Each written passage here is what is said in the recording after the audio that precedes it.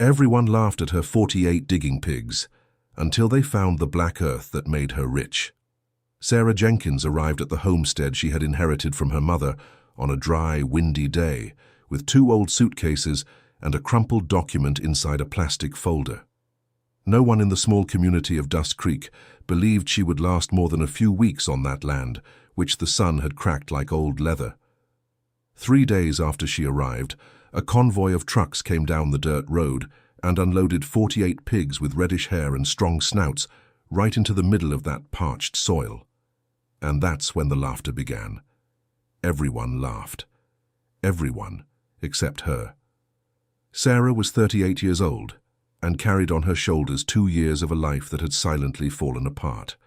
She hadn't come there on a whim or out of romance.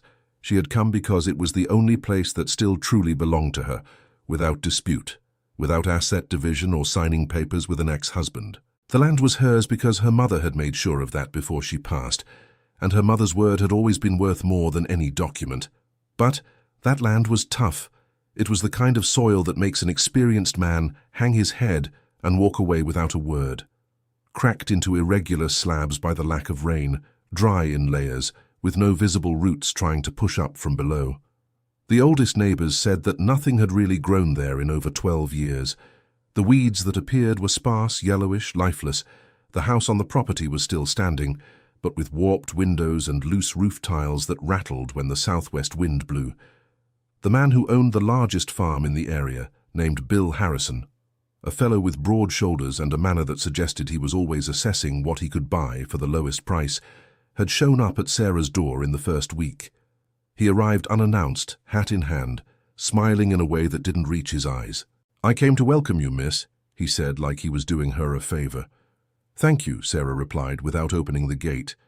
He looked past her, at the homestead, at the land, like he was making a quick calculation. "If you need help, you can count on me. This kind of property is tough to manage alone. If you ever want to talk about selling, my offer is open." "I'm not selling." He smiled again, that smile which was more a statement than an expression of sympathy. "You never know what the future holds, right?" And he left. Sarah stood watching the dust his car kicked up on the road and took a deep breath. She knew that kind of man. She had married one like him. In the following days, she spent the mornings walking the property, measuring with her feet what her eyes had already registered. The land was indeed very hard. In some spots, it was impossible to drive a simple stick into it with force. The crust had formed over years of heat without adequate rain, and beneath it, the soil was compacted in a way that water and roots could no longer penetrate. Any seed thrown there would germinate and die within days from lack of moisture. That's when she decided to call the only veterinarian she knew, a man named Dr. Miller, who worked in a town nearly 200 kilometers away and who, years before, had treated a dog she had when she was still married. She explained what she had and what she needed. Dr. Miller paused for a while before answering. "You want to use pigs to break up the soil?" he asked. "That's right. It's an old technique. It works, but it depends on the right breed and proper management. You'll need large animals with strong snouts, active temperament, and you'll need someone who understands handling to guide them across the acres without it turning into chaos." "I know that. What breed would you recommend?" He recommended one. He gave her the contacts of a breeder inland who had animals available. And before hanging up, he said something she didn't expect. "Sarah, one thing. This technique isn't used much because it requires patience. The results don't come in days. They come in weeks, sometimes months. If you don't have the stamina to wait, don't start." "I do," she replied. Dear listener, if you're enjoying the story, feel free to hit like and especially subscribe to the channel. It helps us newcomers a lot. Now continuing, the pig farmer's name was Silas, a small man with a quick way of speaking who arrived with the trucks 3 days later. There were 48 animals with reddish hair, heavy, with sturdy snouts, and an energy that didn't match the silence of the place. When the truck gates were opened and the animals stepped down onto that cracked earth, the noise they made seemed to wake up the entire homestead. And it woke up the community too. Sarah hadn't foreseen that the news would spread so fast, but Dust Creek was the kind of place where any unusual event acts like a beacon. Within 2 hours, there were men standing by the roadside, watching through the fence, some with their arms crossed, others with expressions of amusement but holding back laughter. Bill Harrison arrived last, in a pickup truck, with 2 ranch hands in the bed. He got out slowly, rested his elbow on the fence, and looked for a long time before speaking. 48 pigs on a dead homestead, he said out loud, without caring if she was listening. I've never seen money thrown away with such dedication. The laughter came from all sides at once. Sarah was out in the pasture, crouched near one of the animals, checking its hooves. She heard the laughter, felt every bit of it, but she didn't turn her face. Beside her, standing silently, was a man she had hired 3 days earlier, recommended by the general store owner as someone who knew the land better than the back of his hand. His name was Samuel Vance. He was about 62 years old, with short white hair and hands that looked like they were made of hardwood. He spoke little, observed a lot, and when he opened his mouth, it was because he had something worthwhile to say. They always laugh at first, Mr. Samuel said, without looking at the men by the fence, but after a while they stop. Why? She asked. Because what comes next isn't funny to them at all. Sarah didn't fully understand what he meant at that moment, but she stored away the words. The first week with the pigs was chaotic in a way she hadn't anticipated. The animals were strong, noisy, and had a will of their own that theoretical management didn't fully cover. Mr. Samuel divided the property into sections using stakes and wire, rotating the animals from one area to another every 2 days, exactly as Dr. Miller had instructed. The goal was to concentrate the work of their snouts on specific spots before moving on to the next. There was one sow, the largest of the lot, that Mr. Samuel had started calling Big Mama because of her temperament. When Big Mama decided to work on a patch, she'd stay there for hours, persistent, breaking up the ground with a determination that felt personal. Sarah watched and thought there was something in that animal she recognized, without being able to name it exactly. At night, when the pigs finally calmed down, Sarah would sit on the porch of the house and jot everything down in a notebook. The behavior of the animals in each section, where they had concentrated most, where the soil seemed different. She had read all she could about using swine management for soil recovery and knew the secret lay in constant observation, but what she hadn't anticipated was the pressure that would come from other sides. Sarah's sister was named Rachel Jenkins. She was 2 years older, lived in a bigger city 300 kilometers from Dust Creek, and had spent her entire life believing she deserved more than she got from their mother's inheritance. In the division of the assets, Rachel got a sum of money and Sarah got the homestead. At the time, Rachel had accepted it without much complaint because everyone saw the homestead as a burden. Unproductive land, a house that needed repairs, a problem to solve. When the inheritance was settled 2 years earlier, Rachel had said she didn't want anything to do with the homestead. She'd said that right in front of the lawyer, right in front of Sarah, plain and clear. But what Rachel had said 2 years ago was one thing. What she might say from now on was something else entirely. Sarah knew that, and she knew that any sign the land had real value could change everything between them. So in those first weeks, she didn't tell anyone outside the property, not the general store, not even the closest neighbors. What was there belonged to her and Mr. Samuel, and that's how it was going to stay for now. But the second week brought a problem she hadn't accounted for. The money was running out faster than expected. The feed for the 48 pigs cost more than she'd calculated. The urgent repair the kitchen needed took a chunk she hadn't set aside, and one of the sows developed a leg problem that required an emergency vet visit, with travel costs included. All added up, her bank account was in a state that kept her awake more than the noise from the animals in the dark. One night, she opened her notebook, added up the numbers 3 times, and got the same result each time. She had enough money for another 45 days. After that, with no new source of income, she'd be forced to make tough choices. It was that same night that the phone rang. It was Rachel. "I heard you brought a bunch of pigs out there," her sister said without any preamble. "How'd you hear that?" "A friend of mine has relatives near there. Sarah, what are you doing? You're going to lose what little you have left." "I'm working." "With pigs? On that worthless land. This conversation isn't going anywhere, good Rachel. Her sister was silent for a moment. Then she said, "Look, I just don't want you to do anything stupid with what belongs to our family." "Our family," Sarah repeated slowly. "Do you remember that in front of the lawyer you said you didn't want anything to do with that homestead?" "I said I didn't want the homestead the way it was. If you go there and make something of it, that's different." Sarah closed her eyes, took a breath. "Good night, Rachel," and she hung up. She sat for a while with the phone in her hand. Then she picked up the notebook and wrote down something she'd learned from her mother. That the people who disappear when you have nothing are the same ones who show up when you start to have something. Sarah's mother, Mrs. Margaret, had been a woman of little formal education and plenty of practical wisdom. She'd raised her 2 daughters on her own after their husband left when they were still small. She'd worked as a housekeeper, done other people's laundry, cooked for weekend parties, and she'd accumulated over decades the property in Dust Creek, which she'd bought piece by piece, paid off with sacrifice, and had never been able to make truly productive due to lack of resources. Before she left this world, Mrs. Margaret called Sarah close and said something that stayed with her like a brand. "My daughter, that land has something I never understood. But it's good. I know it's good. You'll find out what it is if you have the patience to wait." Sarah had held on to those words for 2 years. At first, she thought it was just a sick person talking with nostalgia. But later, when her marriage fell apart and she was left alone with her mother's estate in her hands, the words came back with a different weight, as if they were a compass.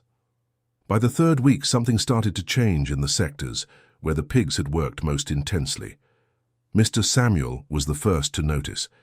He arrived on the porch early in the morning before the sun was fully up and called out to Sarah without urgency, but with a tone different from usual. "Come here and see something," he said simply. She went. They walked to the first sector where the animals had stayed for 5 straight days, and there, in the stretch where the snouts had worked hardest, the crust had broken in a way that was unlike the rest of the property. Elsewhere on the land, when the crust cracked, what appeared underneath was a greyish soil, dry, thin, lifeless. But there, in the first sector, what lay beneath was different. It was dark, almost black, and it had a smell that Sarah immediately associated with the vegetable garden her mother kept in the backyard of the house in town. Damp, heavy, living earth. Mr. Samuel knelt down. He grabbed a handful with both hands. He squeezed it slowly between his fingers, feeling its consistency. "This here," he began, but stopped. "What is it?" Sarah asked. "I'm not sure yet, but it's different. Very different." He stood up and stared at the ground for a while. Then he said, "Have you ever heard of humus?" "Yes. It's the most fertile part of the soil." "It is. And it's not the kind of thing that forms out of nowhere. This here, it's like someone buried a layer under the crust a long time ago.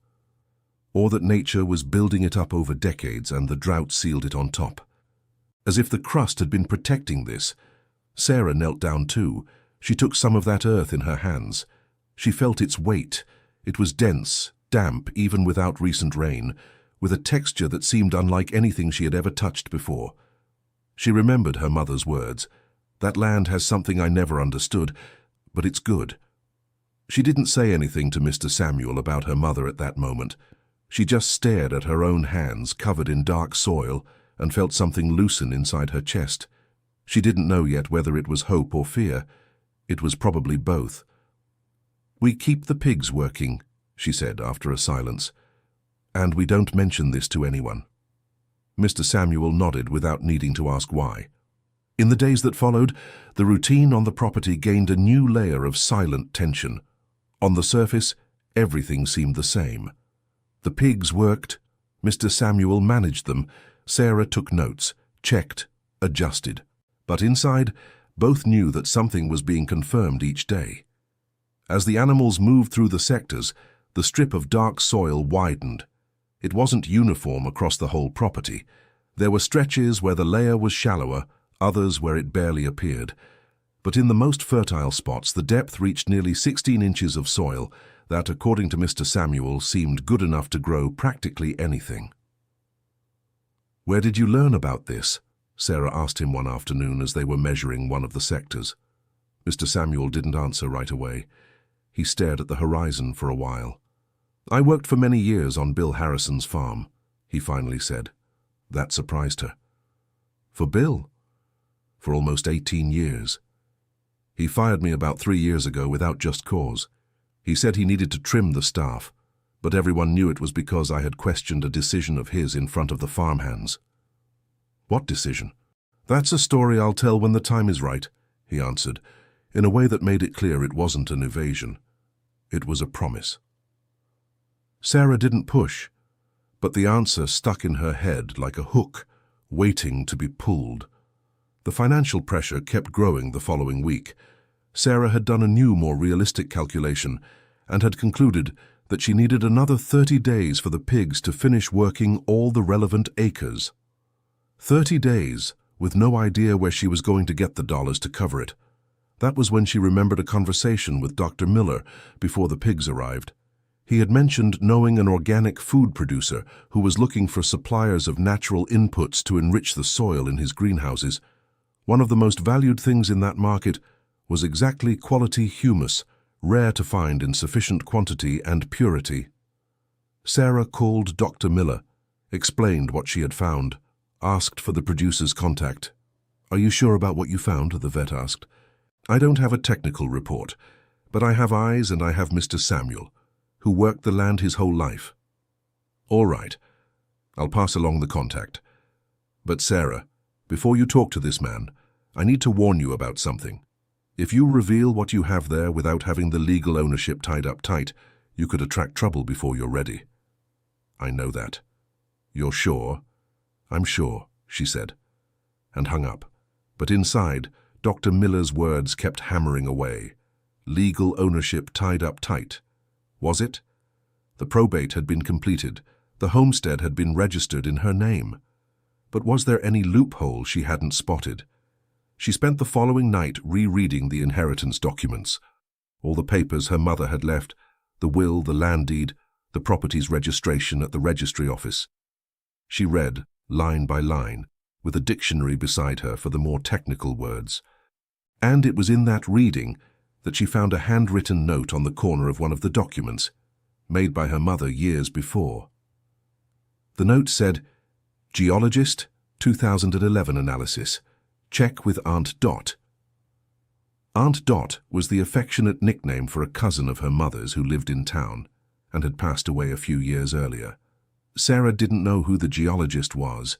She didn't know what had been analyzed in 2011. But that 3-word note sent a chill down her spine that she couldn't explain. The next morning she took the document to Mr. Samuel. He read the note, and what happened to his face was something Sarah would never forget. It was a change that lasted less than a second, but she caught it completely. A tension in his eyes that preceded the neutral expression that returned right after. "You know something about this," she said. It wasn't a question. Mr. Samuel folded the document carefully and handed it back to her. "I'll sit with you tonight," he said. After the animals are settled, the whole afternoon dragged on too long. Sarah tried to work, take notes, check the sectors, but her mind kept going back to her mother's note and Mr. Samuel's expression. When the sun went down and the sky turned the color of rust, the two of them sat on the porch with a pitcher of water between them. The pig snuffled in the back of the property, satisfied after the day's work. Mr. Samuel started without beating around the bush. In 2011, a man came to the area. He was a geologist hired by a soil analysis company that had its headquarters in a city up north. He stayed almost a week here in Dusk Creek, collecting samples on several properties. Nobody paid much attention because that's a common thing from time to time. But did he come here? He did. I saw him. I was still working for Bill and his farm borders this property here. I saw the man collecting a sample on this homestead with my own eyes. Sarah waited. Weeks later, Bill showed up at the general store with a different grin. That grin of someone who knows something others don't. I didn't understand it back then, but a few months later he started trying to buy this property. Talked to your mother several times. Offered a price well below market, but your mother always refused. Why did my mother refuse? Because your mother was as stubborn as a weed in a rock, Mr. Samuel said with a hint of a smile. She told me once, when I stopped by here to get water, that she would never sell that land because it was the only real thing she had. She said she knew there was value there, that she could feel it, but she had never been able to prove it. Sarah held her breath. Mr. Samuel, do you think Bill saw the geologist's report? I don't just think so. I'm almost sure of it. Because back when I was fired, I was trying to figure out why he had taken such a specific interest in this property. I asked questions I shouldn't have. And 3 days later, I was out on the street. Sarah stared at the darkness of the pasture for a long time, so Bill Harrison's smile on his first visit wasn't that of someone doing a favor. It was someone who knew exactly what was under that soil and was just waiting for the right moment to get it. Does that report exist anywhere? She asked. I don't know, but I know the geologist was from out of town. If there's a record, it's in some file at the company he worked for. Do you remember the company name? Mr. Samuel thought for a moment. Not the full name, but I remember the man wore a blue vest with the initials SGS embroidered on the chest. Sarah wrote it down. She didn't yet know what she would do with it, but she knew something would be done. Dear listener, if you're enjoying the story, feel free to leave a like and especially subscribe to the channel. It really helps us beginners. Now continuing. The following week brought two things at once: confirmation of what was in the soil and the threat Sarah had feared. The organic farmer Dr. Miller had recommended was named David Foster. He was a man in his 50s, with a calm demeanor and a keen eye. He arrived on a Wednesday morning with a basic testing kit in the trunk of his car, unannounced, just with a message that he was coming to take a look. Sarah received him at the entrance and followed every step. David took samples from 4 different points along the strip revealed by the pigs. He mixed each sample with a different reagent. He waited, he measured, he took notes. Then he stood looking at the results for about 3 minutes without saying a word. How much of this land do you have? He asked. It depends on how many acres the pigs can still uncover, she replied. So far, the strip is over 6 acres, and there's still 3/4 of the property to work. David nodded slowly. This has an organic matter content I haven't seen since I visited a farm in Iowa that was famous in the region for decades. It's rare. It's the kind of soil I'd pay by the pound, not by the ton. Sarah felt her heart race, but kept her voice steady. What would your offer be? Before an offer, I want to know one thing. Do you have the land's paperwork in order? I do. Because if I make a supply contract with you, and tomorrow someone shows up disputing the ownership, I lose money and you lose much more. The paperwork is in order, she repeated, with more confidence than she felt. David looked at her for a moment. All right, I'll do a more thorough analysis with a lab. It'll take about 10 days.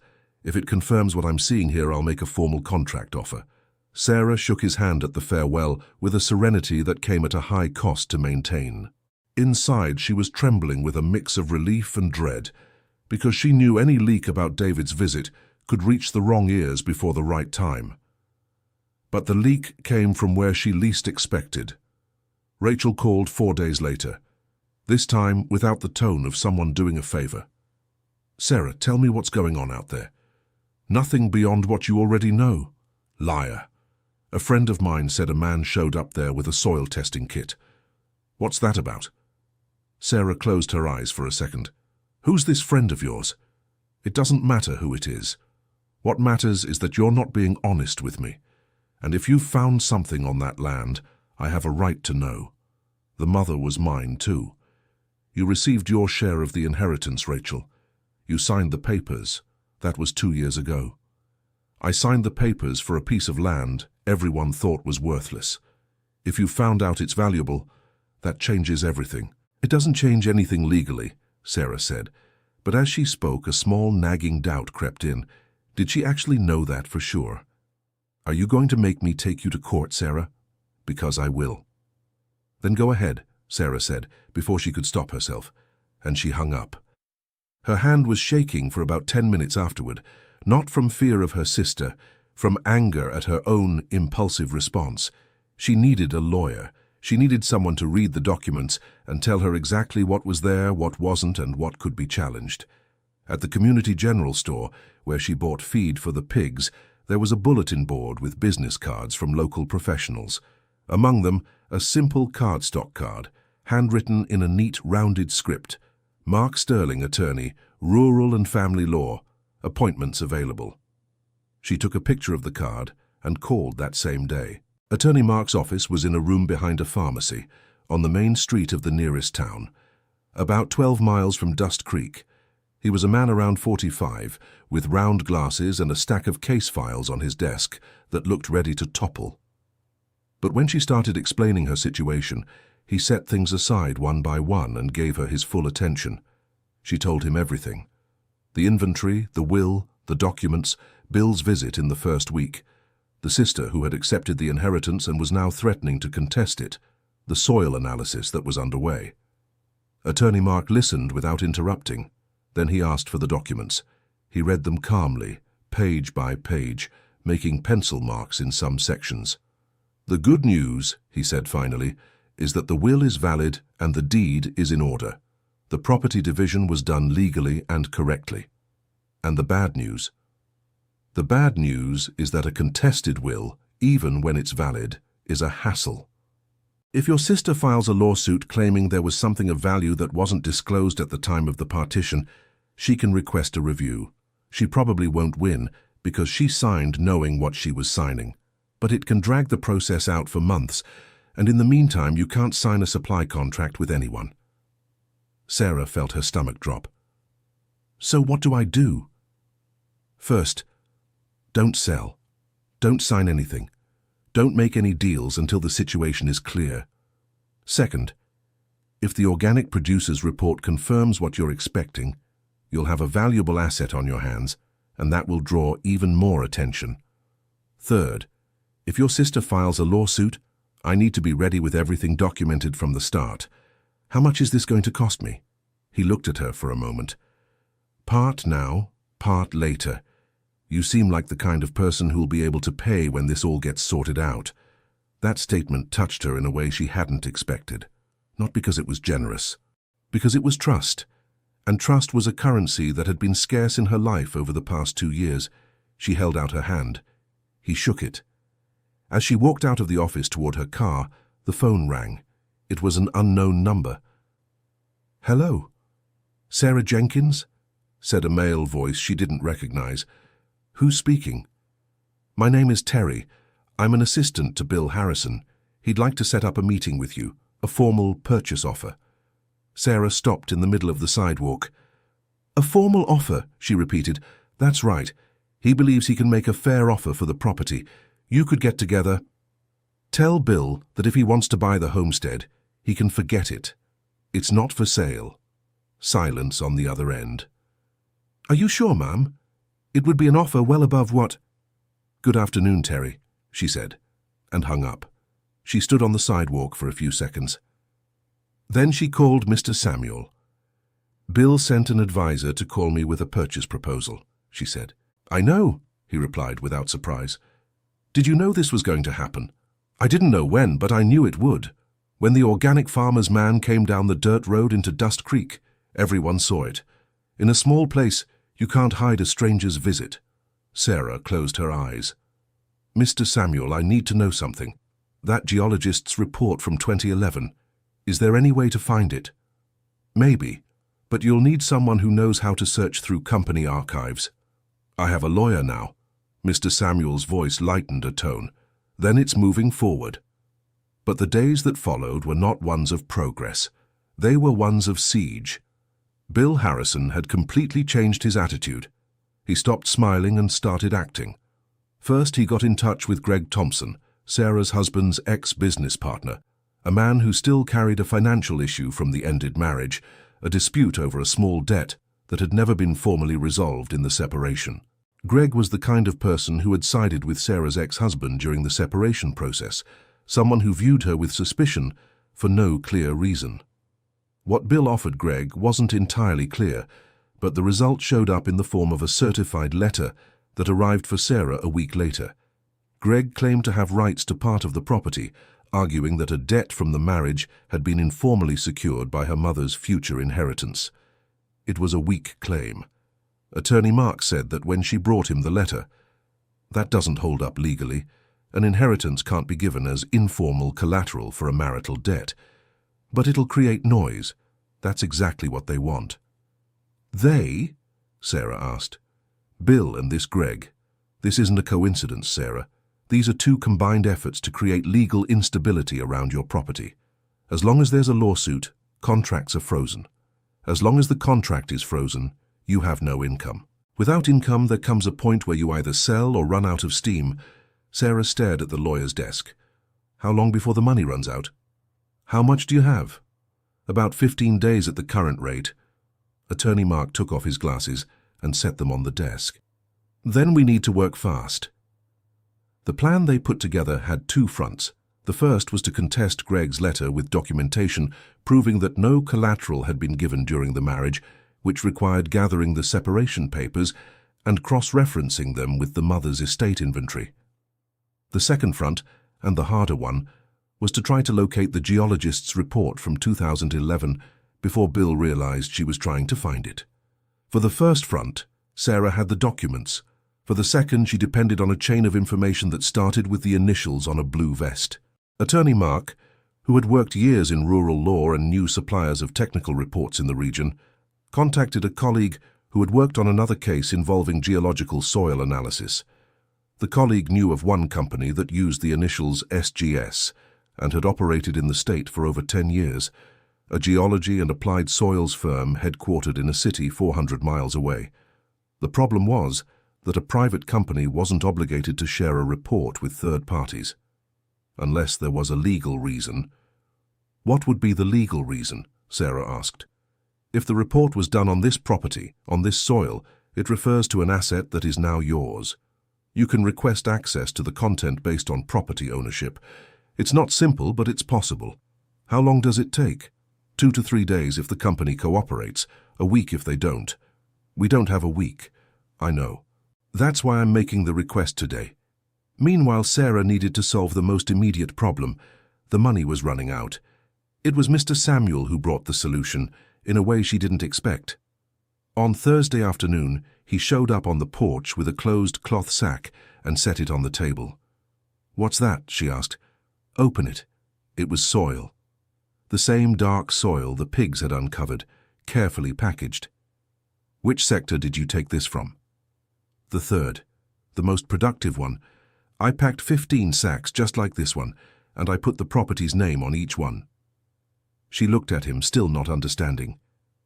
"David Foster has an organic producers market that happens every Monday in a town 30 miles from here," Mr. Samuel continued. "I stopped by this morning before you woke up and talked to him. He said he could put these sample sacks in his booth to show other producers, as commercial samples, not as a contract yet. If someone's interested, you get paid per individual sale." Sarah stared at the sack of soil for a long time. "You went there without telling me first?" "I did, because you would have said it was too soon, and I know it's not." She wanted to argue, but couldn't because he was right.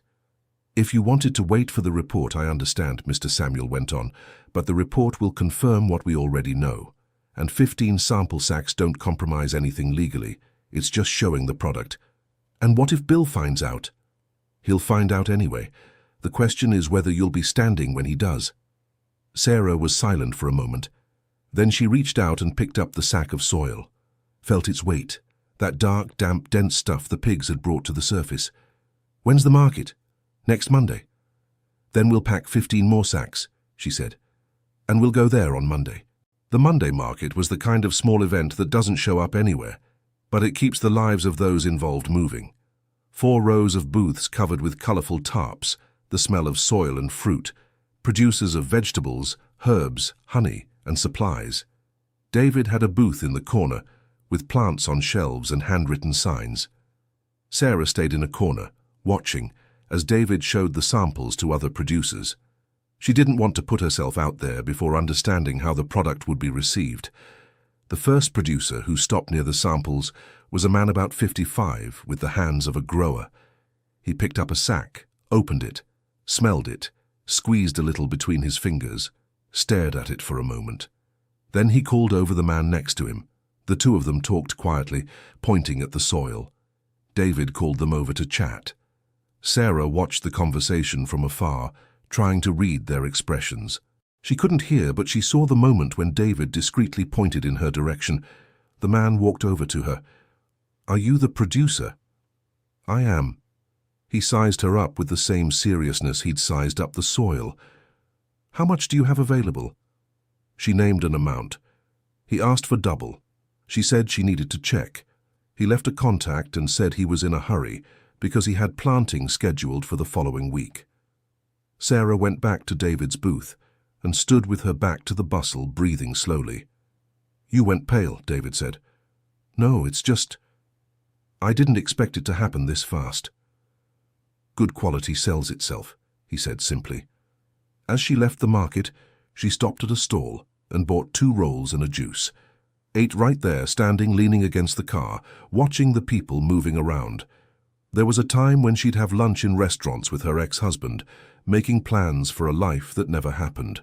Now she was at a country market eating bread, standing up with dirt under her nails and a purchase order on her phone.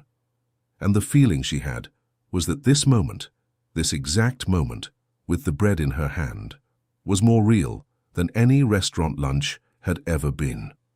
On the way back to Dust Creek with the remaining sacks in the back of the car and a client contact saved in her cell phone's contacts, Sarah pulled over by the side of the road for a moment.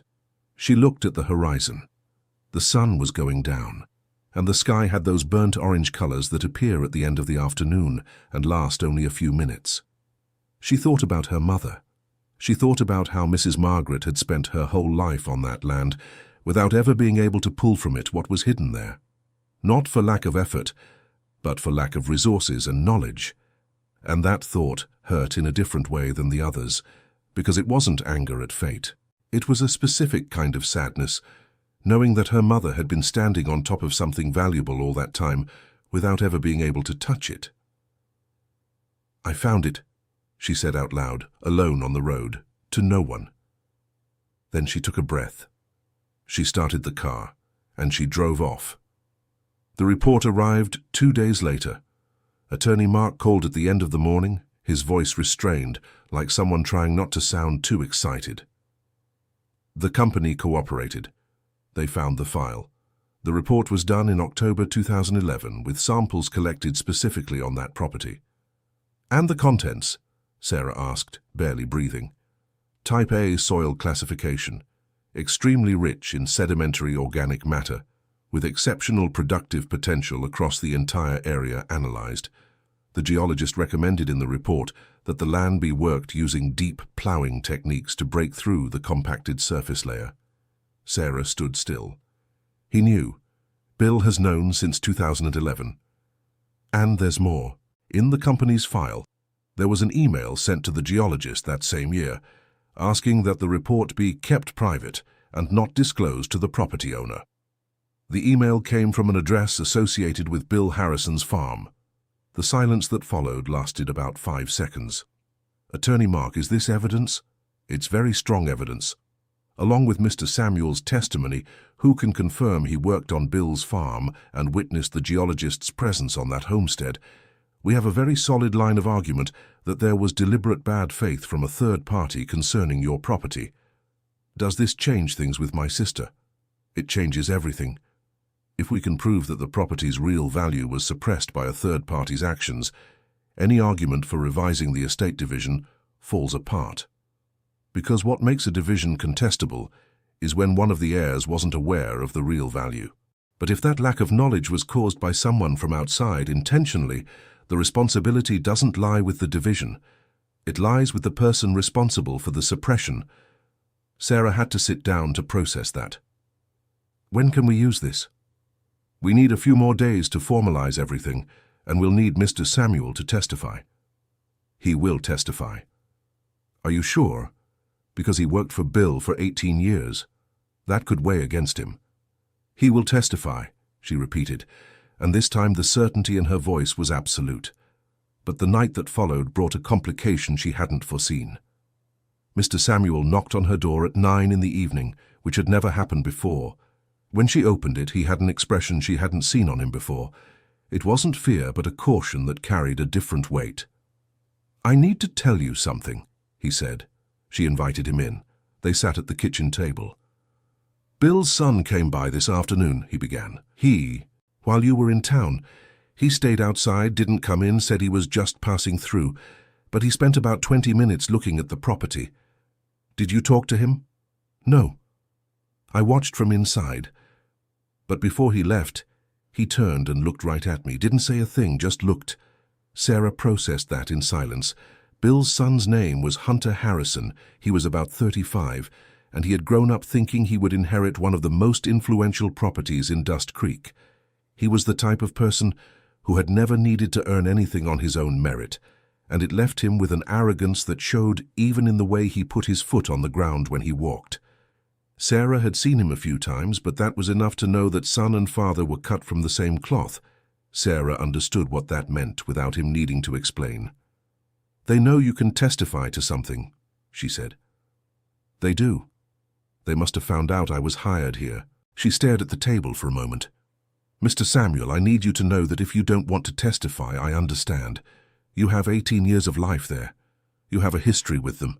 I don't have the right to—" "Sarah," he interrupted, in a calm voice, "I didn't work 18 years for a dishonest man and get thrown out on the street just to stay quiet when I see him trying to do the same thing to someone else. I'll testify." The silence in the kitchen was the kind that falls when the most important words have already been said and there's nothing left to add. "Thank you," she said. "No need to thank me," he replied. "We're doing what's right. You don't need thanks for that." The hearing at the County Land Board was set for a Thursday morning 3 weeks later. During that time, pressure came from all sides at once, as if Bill and his associates knew time was running out and needed to act before it did. Her sister Rachel showed up in person in Dust Creek for the first time in years, accompanied by a lawyer in a suit who seemed slightly out of place in the small town's heat. She knocked on the homestead door one Saturday morning. Sarah opened the door and stood looking at her sister for a moment without saying anything. Rachel's face was tight and her shoulders tense, that posture of someone who had braced for a fight and didn't want to leave room for reconciliation. But underneath it all there was something Sarah recognized, an insecurity her sister had always tried to hide. "We need to talk," Rachel said. "You can talk. The lawyer stays outside." Rachel glanced at her lawyer. He gave a subtle nod. Rachel went in alone. They sat in the living room. The house was clean, but simple. Nothing of obvious value. Sarah hadn't changed any furniture since she arrived. "I was told there's a lawsuit going on involving this property," Rachel began. "There is, but it doesn't directly involve you. If it involves the land, it involves me." "Rachel," Sarah said, in a voice that was more tired than angry, "you signed the papers. You took the money. I can't change what was done, and you know that. What I know is that you found something on this land and you're trying to keep it all for yourself. What I found because I worked, because I came here, because I brought the pigs, because I stayed. You were in the city living your life, that's the difference." Rachel fell silent. "Did you know there was something here?" she asked after a while. The anger in her voice had faded a little. "I didn't know for sure. I knew Mom believed, and I believed in her." "I never believed," Rachel said, and her voice trembled a little in a way that wasn't anger. "I always thought Mom was fooling herself about that place, that it was stubbornness. And that's why I took the money and left." Sarah looked at her sister. For the first time in a long while, she saw not the adversary, but the older woman who had always had trouble believing in what she couldn't see right away. "She never fooled herself," Sarah said gently. "She knew. She just didn't have the resources to prove it." Rachel lowered her gaze to her own hands. "And you did. I had the pigs, and the stubbornness I inherited from her." The silence was longer this time. "If I file a claim, will you sue me?" Rachel asked. "I won't sue you, but I'm not giving up what's legally mine either." "And if I don't file a claim?" Sarah thought for a moment. "When this is resolved, we'll talk about a way for you to be involved. Not as an heir, as a family member. There's a difference. Rachel looked at her for a long time. Sarah couldn't read everything in that look, but she saw that her sister was calculating and that the calculation had shifted direction. "I'll think about it," Rachel said. And she stood up. At the door, hand already on the knob, she paused. "Did she talk about me before she left?" she asked without turning her face. Sarah knew immediately who she was talking about. "She did. She talked about you." "What did she say?" "She said she loved you, and that she was rooting for you even when your fights lasted longer than your peace." Rachel stood still for about 3 seconds. Then she left without answering. But the outside attorney never called again. The week before the hearing was the longest Sarah had lived since arriving in Dust Creek. The contract with the first buyer had been signed conditionally, pending the legal resolution. The pigs had finished working the last sectors of the property, and the total extent of fertile land revealed had surprised even Mr. Samuel. Nearly 7 hectares of dark, dense, productive soil hidden beneath a crust that time had sealed and no one had known how to break. David Foster had sent the lab results. High-quality humus with organic matter concentration 3 times the regional average, free of contaminants, and excellent water retention capacity. It was exactly what she had bet on. It was more than she had bet on. But all of that would only matter if the hearing went her way. The night before, she couldn't sleep. She stayed on the porch until late, listening to the pigs in the dark, that constant rustling that had become the sound of the place. In the darkness, they seemed smaller, quieter, but they were still there, existing, breathing, present. She thought of all the laughs at the fence, Bill's smile, Rachel's phone call, Greg's letter. Every moment someone had tried to make her give up, doubt, shrink away. She thought of her mother, of Mrs. Margaret washing other people's clothes to one day buy that piece of land because she believed in it. None of these things were abstract. They were real pains present in her body, which she had carried like she carried the suitcases the day she arrived, and she had arrived anyway, with all the weight, but still standing. The next morning, she woke up before the alarm. She showered, put on the best she had, which wasn't much but was neat and honest. She organized the documents in her folder. She left without breakfast because her stomach wouldn't allow it. Mr. Samuel was already waiting outside, wearing the newest shirt he owned. The two of them went in Sarah's car, silent for most of the drive. Dear listener, if you're enjoying the story, feel free to leave a like and especially subscribe to the channel. It really helps us, who are just starting out. Now continuing. The County Land Board was on the ground floor of an old building in the town centre. It had a waiting room with plastic chairs lined up and a ceiling fan spinning slowly. When Sarah arrived, Bill was already there. He came in a suit which she had never seen, with 2 assistants beside him and an attorney with a leather briefcase. He looked like a man who had arrived to receive something he already considered his. When he saw her come in, his expression didn't change much. Just a quick assessment, like the one he had made on his first visit to the homestead. Attorney Mark arrived shortly after, with a folder full of documents and the concentration of someone who had been building an argument over weeks and knew exactly what he had in his hands. The hearing began without ceremony. The man in charge of the board was about 60, white hair, with the air of someone who had seen many land disputes in his life and few surprised him.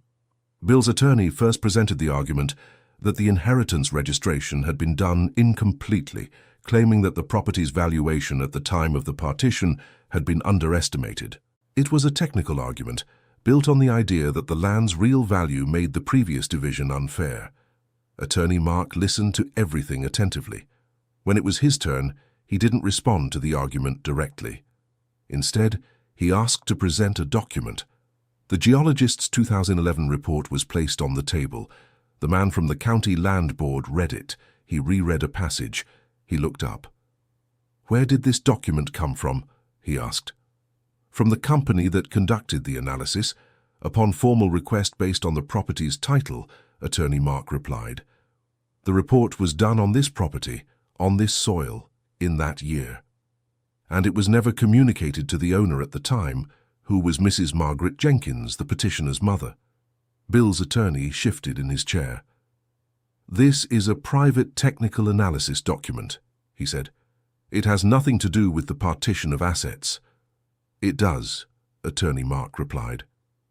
Because along with that report, we have an email archived by the company requesting that the result be kept confidential and not be communicated to the owner. And that email came from an address associated with Mr. Bill Harrison's farm. Silence.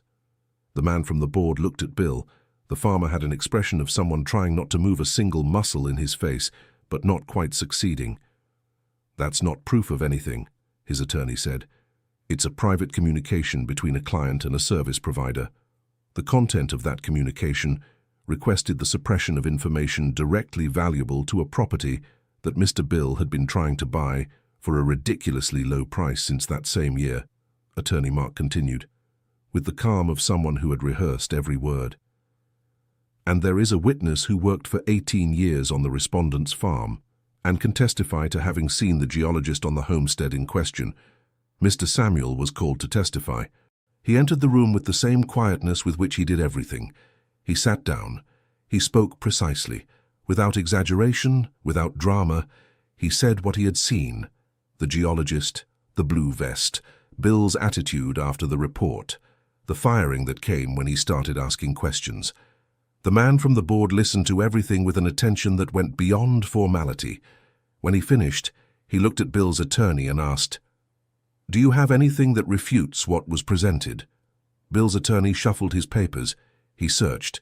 He said he needed time to find a counter-argument.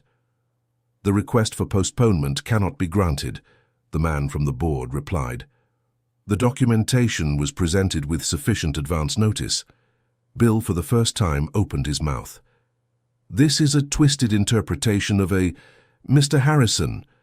The person in charge of the board interrupted him, with a voice that hadn't become angry, but had become absolutely firm.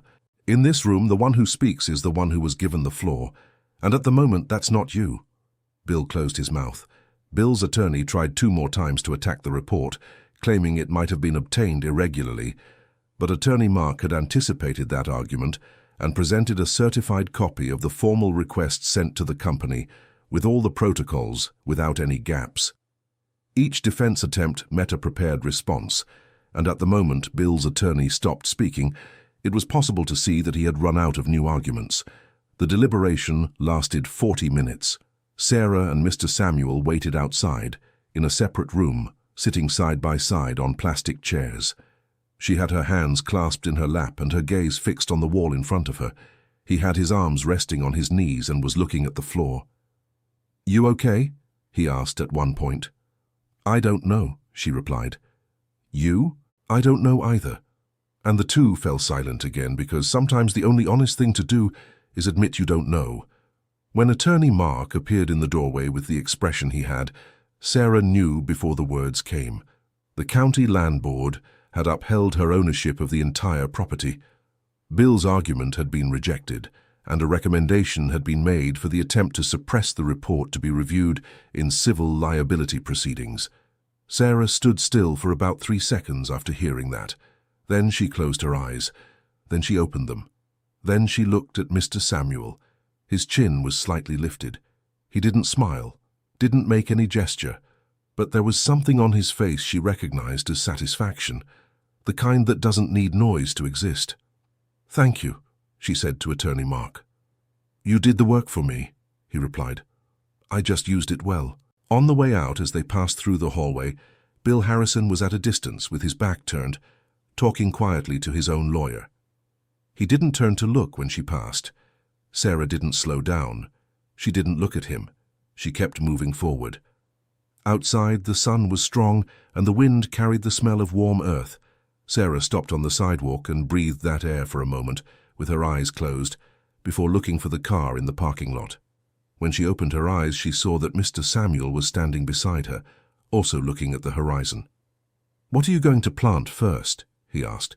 The question caught her off guard. She looked at him. "You ask as if it's already certain." "Because it is," he said simply.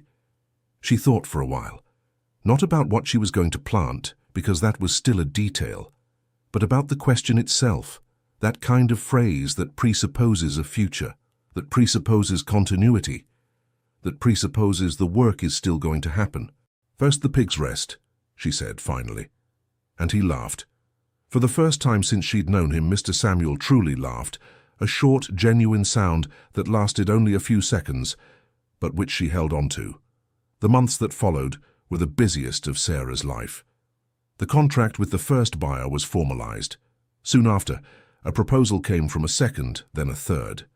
The quality of the humus spread by word of mouth among the organic producers in the region with a speed that the land market rarely has. David Foster became a sort of natural intermediary, introducing buyers and helping calibrate prices without asking for a commission beyond what had been agreed, because, as he himself said, that had long-term value for him too. Mr. Samuel was promoted to manager of the property. He got a salary, formal employment registration, and a small renovation done on the lodging he used in the back. When Sarah told him about the formal registration, he was silent for about 10 seconds. "I've never had formal employment registration," he said. "Well, it's about time," she replied. The relationship with Rachel stayed quiet for months. No action, no contact, no resolution. Until one Friday morning, a package arrived in the mail, with her sister's handwriting on the return address. Inside there was a photograph. It was an old photo, faded at the edges, of Mrs. Margaret, young, sitting on what was clearly the land of the homestead, in a light dress, with both arms around two little girls. One must have been about 5 years old, the other about 7. On the back of the photo, Rachel had only written, "She was right about that land." Sarah held the photo in her hand for a long time, on the porch, while the pigs rustled in the back of the property. Then she went to the living room wall and hung the photo on the only nail that was already there, in the center of the main wall, where anyone who walked in would see it. Weeks later, Rachel came to visit. Without a lawyer, without an agenda, she arrived one afternoon with a bag of food and that way of hers, of entering a conversation from the side, as if she had come in through the easiest way. The two women had coffee on the porch. They spent more time in silence than talking. But it wasn't the silence from before, heavy and full of unspoken things. It was a silence that had cleared out, like rooms do when you move a piece of furniture that was in the wrong place. "How is she?" Rachel asked, looking out at the pasture. "Very well," Sarah answered. And both of them knew she was talking about the land. When Rachel left at the end of the afternoon, she stopped at the gate and looked at the property one last time. At the house with the repaired windows, at the dark soil showing in the worked sections, at the pigs moving slowly in a corner. "You look like her when you're here," Rachel said. "Like Mom." Sarah didn't answer, but she felt those words land somewhere inside her where there was space for them. In the weeks after the hearing, something strange and good happened in Dust Creek. The same men who had leaned on the fence to laugh at the pigs started showing up, one by one, without any arrangement, with various topics that were clearly just excuses. They came to ask about the animal feed, about where she had bought the breeding stock, about the rotation system Mr. Samuel had developed. It was the way people in that community had of acknowledging they had been wrong without having to say it outright. Sarah received them politely, answered what she knew, and made no mention of the laughter by the fence. She gained nothing by holding a grudge, and she knew it. The property was certified by an independent agricultural laboratory as premium organic soil, with no use of artificial inputs. The certification opened doors to markets Sarah hadn't even imagined when she arrived with her 2 suitcases and the crumpled document. A seedling grower of medicinal plants offered a 3-year contract for substrate supply. A horticulture cooperative wanted a long-term partnership to enrich the soil in their members' greenhouses. And a young agronomist who had read about the property in a regional group publication sought Sarah out, asking for permission to study the humus formation as a case of technical interest. She said yes to the first 2. To the third, she asked him to wait a few months, because there were still sections the pigs hadn't finished working, and she didn't want to interrupt the process. The 48 reddish-haired pigs got, as she had promised herself, a new pen, with proper shade, guaranteed feed, and regular veterinary care. Mr. Samuel took care of them with the same seriousness with which he took care of everything. On a Sunday afternoon, months after the hearing, Sarah went to the oldest section, the first one the pigs had worked, and stood in the middle of that dark soil, without any immediate purpose, just standing, looking at the ground, at the horizon, at the leafless tree branches marking the boundary with Bill Harrison's farm. Bill's farm was still on the other side of the fence. He still existed. He was still the oldest farmer in the region. But there was something different about how things were arranged now, as if the weight that had been on his side had shifted to another place, and that other place was where she stood. She didn't feel anger toward him. She had tried to feel it several times in the hardest moments, and she had never managed to truly hold on to that anger. What she felt was closer to an understanding, without approval. He had acted out of greed, with cold calculation. He was the kind of man who existed in every community, in every family, in every place where something valuable was up for grabs. But the land had prevailed. Patience had prevailed. And her mother's words, kept for 2 years like a compass without a map, had proven to be the most accurate guidance anyone could have given. Sarah Jenkins crouched on the dark ground and scooped up a handful of soil with both hands. She felt the weight, the moisture, the density of something that had waited decades to be found. She thought of everything that had arrived there with her in those 2 suitcases, the marriage that had fallen apart, the loneliness that had filled the empty rooms of the city apartment, the inventory signed on a notary's table, while Rachel Jenkins looked the other way, the hours-long drive to Dust Creek on a road that seemed to have no end. All of that had come along, and all of it had stayed here mixed into this soil, trampled, churned, pushed by the snouts of 48 pigs that no one had taken seriously. And what had come out of all that was what she now held in her hands. She slowly opened her fingers. The soil fell in dark, heavy fragments back to the ground where it belonged. She stared for a moment at her own stained hands. Then she smiled. It was the kind of smile that doesn't need anyone around to exist, the kind you make when you finally find yourself on the right side of a long story, the kind that cost enough to never be forgotten. From the other side of the pasture, Mr. Samuel appeared, walking toward her with 2 glasses of water, as he sometimes did at the end of the afternoon when the heat grew heavier. He arrived, handed her the glass. "How's the sector?" he asked, looking at the ground around them. "It's good," she said. "Real good." He nodded, took a sip from his own glass, stood beside her, looking at the dark soil that stretched in every direction around the 2 of them. "I'll start the last sectors tomorrow," he said. "Go ahead." They both stood in silence for a moment, looking at what the pigs had created, at what the soil had kept, at what patience had finally revealed. And in the background, in the new pen with shade and feed, 48 reddish-haired pigs kept doing what they had always done, with all the strength of the snouts that no one had taken seriously. Sometimes Sarah would pass by their fence at the end of the day and just watch them for a while. They were loud, stubborn, full of their own energy. They didn't know what they had done. They didn't know they had changed a life. They just followed their instinct, which was to move the earth, to go deeper, to find what was underneath. And she thought that maybe that was the simplest and hardest lesson of the whole story, that what is hidden doesn't disappear, that the crust time forms over things isn't the end of their story, and that sometimes all it takes is the courage to send 48 pigs to break through what fear, neglect, and drought had built over the years. What was underneath was always there, waiting. End of story. This was a story that wanted to touch your heart. Now tell us, would you have believed that land held so much value? Leave your comment, hit like, and subscribe to the channel so you don't miss the next stories.